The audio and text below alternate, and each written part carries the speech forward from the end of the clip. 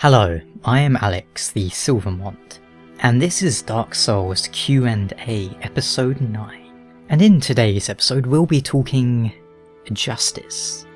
The Darkmoon Blades and the Blue Sentinels, ostensibly the bringers of justice, protectors and avengers of the weak in the Dark Souls universe. So let's get started, shall we? The basic role of the Blue Sentinels and Blades of the Darkmoon is to punish the Dark Wraiths, those who invade the worlds of others to plunder their humanity. The Blades and Sentinels seek out the guilty and bring them to justice, so that balance might be restored. And in addition to that, the Sentinels can even be summoned to an undead in duress, hopefully appearing in the nick of time to save their life from a would-be murderer. In Dark Souls 2 we know a fair bit about the Blue Sentinels. They are operating a little like a protection racket. Although they are doing good, it seems like they have quite a lot of power in certain areas. Morlin will complain about that, should you bring it up. But in the end, does it really matter? Whether you join the Blue Sentinels to protect others or to hunt the guilty, you're achieving much the same thing in the end, right?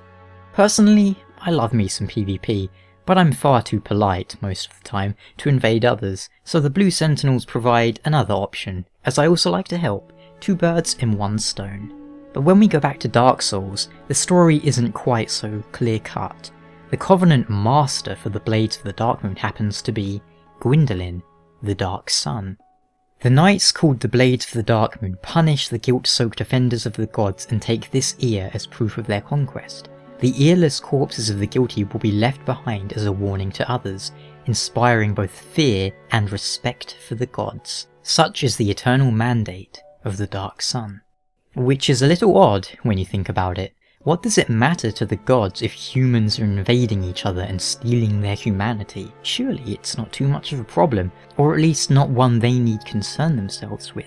But they have another role as well, punishing those who desecrate Anor Londo, which in real terms means those who tossed something at Guinevere and dispelled the illusion. That makes a lot more sense.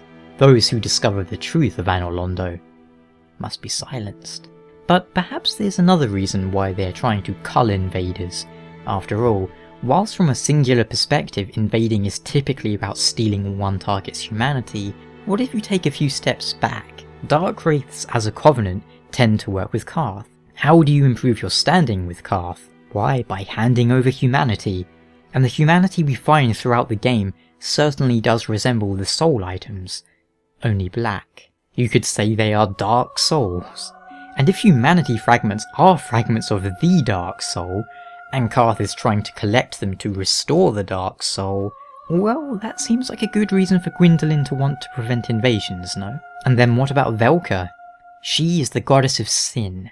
Pardons and punishment are her domain.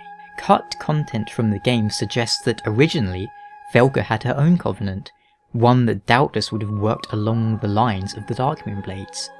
For each sin there is a punishment, and it is the task of Goddess Velka to define the sin and to mete out the punishment. That line is still in the game, so even if the actual covenant was cut, hints do remain. The Goddess of Sin, Velka, oversees this list of the guilty, who have disrespected the gods or their covenants, and shall one day face the wrath of the Blades of the Darkmoon. A black-haired rogue goddess whose domain is sin. Could it be that her covenant was stolen or wrested away from her by Gwyndolin? After all, some people like to think of the connections between Velka and the bird people in the Painted World, who are ostensibly her followers, who have been twisted by their warped desires. Not to mention the large bird that carries us to Lordran in the first place. Perhaps Velka brought us to Lordran to punish sinners, to act as her proxy. That's a quaint thought. Makes you wonder about Oswald, huh? Velka's miracles favour intelligence, as does her catalyst, and she also has a connection to the occult in some ways. The occult, of course, being a god-killing weapon, and the other god-killing weapon would have to be Priscilla's life hunt. Interestingly enough, whilst Priscilla is almost completely white, Velka is all dark, and they both seem to have a slight bird theme going on in some ways. Or at least Priscilla sort of has feathers, in some strange furry ways. It seems to me that both Justice Covenants have their darker sides though.